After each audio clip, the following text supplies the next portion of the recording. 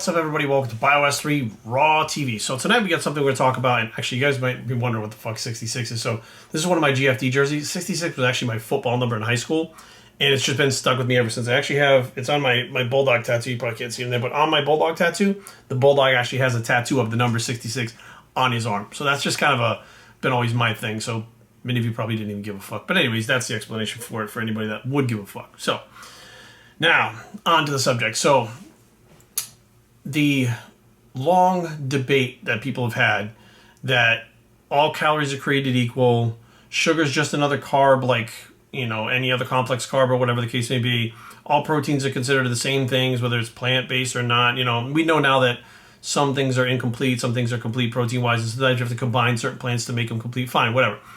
But I'd always stood by the fact that, you know, everything that I've read, but things I've specifically seen with people in my family, friends, that sugar itself, and not in super abundance, because that's the thing, is everybody's different. So one person, a lot of sugar could be 100 grams a day. Another person with a lot of sugar could be 30 grams a day. It just depends on the person's genetic makeup, and you've had any genetic predispositions to it, that changes that whole thing too. Now, my buddy Taurus, what's up Taurus, actually sent me a thing about type 3 diabetes.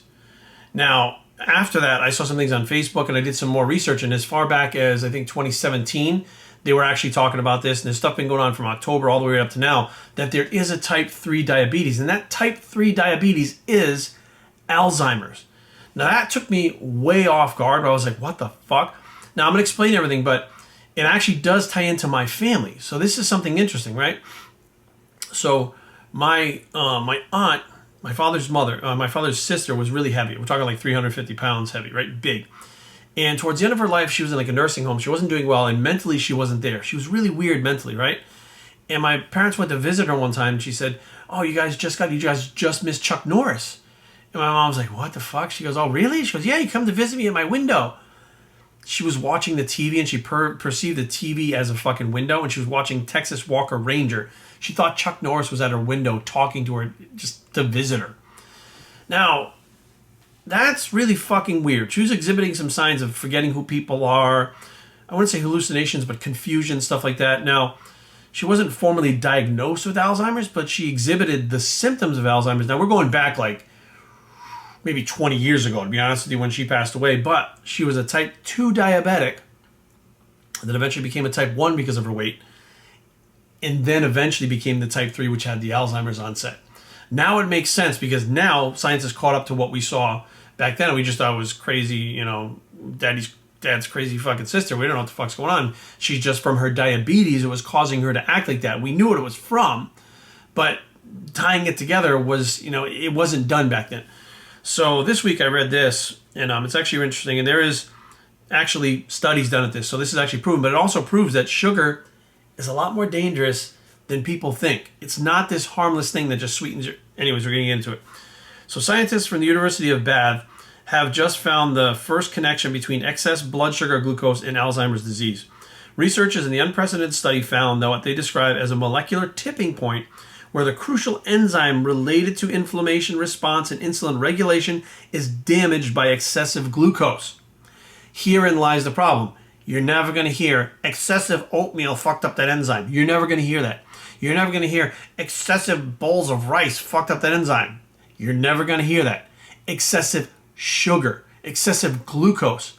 So the way that you're pumping sugar now, let's get to how this happens, right? Because you can be like, well, Jerry, not everybody eats sugar and they still get it. Bear with me, right? So, well, Alzheimer's can also be developed through a genetic type thing in other things that they don't really understand, gene expression, but they still don't even know how to combat it, and they're still looking for a cure. But anyways, it says, while scientists involved do not make the direct assertion, the takeaway is Alzheimer's disease may be triggered by consuming too much sugar. This potentially groundbreaking study published in the Journal of Science Reports could have major implications that our understanding of Alzheimer's and its relationship with our diet. Alzheimer's disease is a degenerative neurological condition that impacts 5.5 million Americans, just Americans, and 46 million people worldwide. That's a lot of fucking people. Now think about in America how many people eat sugar still. A lot of fucking people, right? Especially like my parents' age. They didn't fucking know there was no such thing as diet stuff back then, right? While we have long known sugars linked to obesity and diabetes, our understanding of its relationship with Alzheimer's has been less studied. This latest research offers greater credence to Alzheimer's to be referred to as type 3 diabetes. You're going to hear it actually called. So now we have type 1, type 2, and type 3 diabetes. Now there's a different type 3 diabetes, which is like type 3C or type 3A or something like that. There is something different, but this is just going to be called type 3 diabetes. The researchers established the link from the scientists relied on donated brain tissue from both those with and without Alzheimer's. The brain tissue is provided by Brains for Dementia Research. That's an interesting title for a company. A large brain bank, I didn't know those existed, network with a mission of advancing research into dementia. The brains of those who were in early stages of Alzheimer's had crucial enzyme MIF, microphage migration inhibitory factor, that was damaged. The enzyme, which is related to inflammation response and insulin regulation, was injured through a process called glycation. The researchers believe that the tipping point for Alzheimer's to progress may be when the MIF is damaged through glycation. As Alzheimer's advances, so does the glycation of MIF enzymes. Now, here's the thing. When I was growing up, first of all, type 2 diabetes is a man-made disease. It's not a fucking genetic thing, despite what you say. Both of my parents were type 2 diabetics. I'm not, okay? And I'm 44 fucking years old. My diet is not what my parents ate. Completely different. I take care of myself. I exercise. I eat right. My parents didn't. Both of them became type 2 diabetics. My grandfather was a type 2 diabetic. My grandmother was not. Now, my grandfather's type 2 diabetes got under control when he stopped drinking alcohol. Alcohol seemed to be the thing that was fucking with his insulin because he did drink quite a lot when we were younger. He really, really kind of cut it out as he got older. But, I mean, he drank like fucking... I would say he's a full-blown alcoholic my entire life. I mean, he just drank. In the middle of the night, he'd get up to go to the bathroom and drink. He'd have shots of whiskey or bourbon or whatever and go back to bed. That was just what he did. So, what happens is you had, when I was growing up, type 1 diabetic. So you just had diabetics. There was no type 1. There was diabetic. Diabetic meant you took insulin to control, regulate your blood sugar. You had to check your blood sugar all the time. You couldn't eat sugar and stuff like that. You had to have insulin on you all the time, stuff like that. Then, when I was in about my 20s, we started seeing a lot of this type 2 diabetes. They called it adult onset diabetes. So they made it seem like, wow, you've had it your whole life. And you don't get it until you hit a certain age. Like, what the fuck? There's a magical number when I turn 30, I get diabetes? What the fuck? Like, how does it get activated? What they actually found out was from increasing your sugar intake, for eating sugar for a long period of time, the more that your body tried to control that sugar or blood glucose by pumping out insulin, your body became desensitized to the insulin and also didn't work anymore. So you weren't type 1 diabetic where you needed to inject insulin. Your body still made insulin. Your body wasn't sensitive to it. So they came up with glucose disposal agents. Glucophage, metformin, glipizide, these pills that you would take that would assist the body's insulin in moving the glucose around, transporting the glucose, right? That's type 2 diabetic. Now, if you don't cut this shit, okay, which my dad didn't. He wasn't type 1 diabetic. He became type 2 diabetic. He was a big, heavy guy. I mean, he was a big at one point, but he loved cookies. He loved milk. He loved shit that really spiked juice. He loved shit that spiked your fucking blood sugar. Just what he liked. I mean, he liked fatty foods too, but he loved his sugar stuff, right? He became type 2 diabetic. He did not heed the doctor's warning before he died. He was a type 1 on insulin. He was insulin-dependent diabetic before he died. When he passed away, there were 6 bottles of insulin in my mom's fridge. I was like, what the fuck? So he became insulin-dependent. Now, the next step for Dad, if he had lived long enough, would have been type 3. Eventually, he would have, they say, learning this thing. Technically, the way that sugar works with overdoses, not overdoses, but in the abundance that it takes, and it's different for everybody, it can be fairly low for some people, it actually starts to fuck with your insulin regulation. And as it does that, and that enzyme starts to die off and not work properly, and then you start to get Alzheimer's, which is essentially your brain breaking down. Sugar can be directly responsible for rotting your fucking brain. You know, when we're little, too much sugar is going to rot your teeth. Well, as it turns out, too much sugar can rot your brain. That's what they found out now. So I'm sitting there going, holy fuck, like, all these cases of Alzheimer's before, they're just linking it together now. They just found this enzyme that's fucked up. The MIF enzyme, they just found it. This has been happening for how fucking long? And they just found it now. So all those things that myself and other people say about, and let's face facts, man, I don't know if any of these sweeteners are any better. I'll be honest with you. I stick with plain old water. If my protein shakes have sweetener in it, so be it. But I really keep my sweeteners and sugar down to a minimum because I do believe you can take in small amounts of the shit and be fine. However, the amounts that people are taking out there, you may be watching this, is not a little. If you added it up, like, and trust me, it creeps up on you. I was taking over 1,000 milligrams of caffeine a day between my energy drinks and my fucking pre-workouts. I had no idea why I had these highs and lows, and I fucking would drink another energy drink, come back up for an hour, crash again, drink my pre-workout, come back up again, take ephedrine, fucking go to the gym, like. And then I realized when I added it up sat down and added it all up, I was like, holy shit, I'm taking like 1,200 milligrams of fucking caffeine a day. And I cut it out. It's been over a year since I've taken the caffeine, but you don't know what's happening sometimes, sugar-wise, fat-wise, food-wise, caffeine-wise, until you sit down and add it up. You literally look at all the numbers and go, holy fuck. I've had clients go, I eat really, really well. I don't know why I'm not losing weight. I have them track for a week or two, and they're eating like fucking 90% of the diet, fat and carbs, and almost no protein. And I'm like, you said you're eating you clean. I am. I only eat rice, and I only eat olive oil, and I only eat potatoes, and I'm like, but where's your protein? Every once in a while, I have a couple eggs here and there. I have like a little piece of chicken. I'm like, okay, so your idea was that you're eating clean, and you think you are, but until you actually sit down and go over things and add the numbers up, you don't realize what you're really doing. My thing is, I've always known what I'm doing with the sugar. When I was younger, I would take insulin. I was a bodybuilder, so taking growth hormone insulin, I'd pump fucking sugar. I eat sugar right out of the bowl to cover the fucking insulin once I had an insulin crash. I mean, I understand what sugar can do, insulin. I've done it all.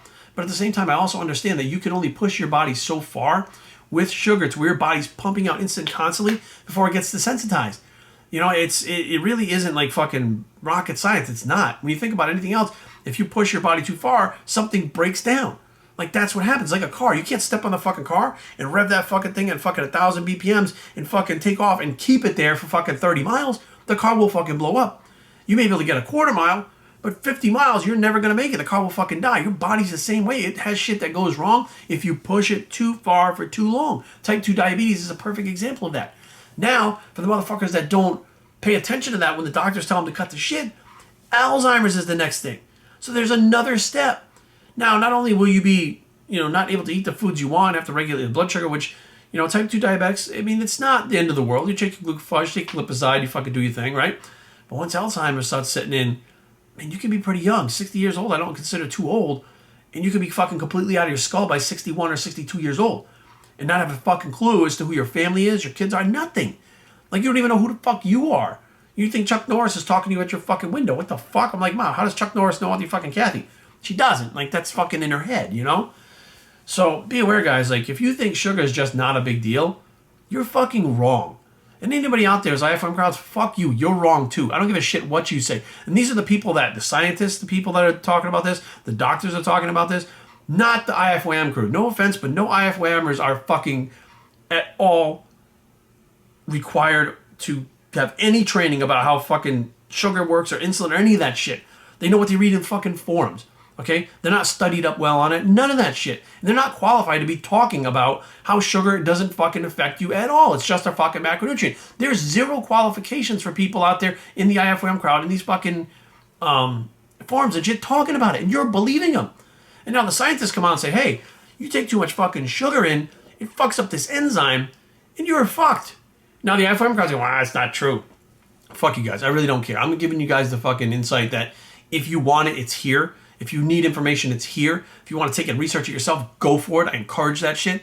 But do not sit back and think something that is so powerful. Like, there are two powerful things that work together, sugar and insulin.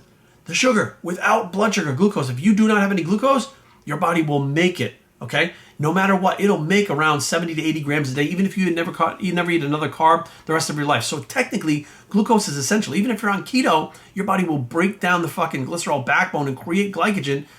Do that. Like, it'll still make glycogen for your fucking brain. So that makes it, to me, essential. So carbohydrates are not essential, but glucose is essential. So you're trying to tell me something that's essential to your body is not a fucking big deal and can be fucked with? Insulin is essential for your body to regulate that shit and keep you alive and healthy, right? So you can try to tell me, and most people are scared of insulin. Most people are not dumb. Most IFOMers are not dumb. They're going to go shoot insulin like the bodybuilders are. They're not stupid. They know that they can kill you. But the thing that regulates insulin back and forth, and insulin regulates that, is sugar. And you act like that is fucking no big deal. That sugar in excessive amounts, which could be very low for some people, can fuck you up permanently. So all you out there that are talking about fucking health-wise and macros and all this shit, there's a lot more studying to be done for all of us, myself included. I didn't know about this Alzheimer's thing, but it does explain what I fucking said. I didn't know the scientific link between sugar, exactly type 2 diabetes, and how the insulin sensitivity works. I didn't know the exact mechanism, and scientists didn't either. They just figured it out. But the bottom line is science caught up to what the fuck I've been saying for the last 15 years, And it's proven by these fucking doctors and scientists that you fuck with sugar, it will fuck you up. Doesn't matter what anybody says in these forums.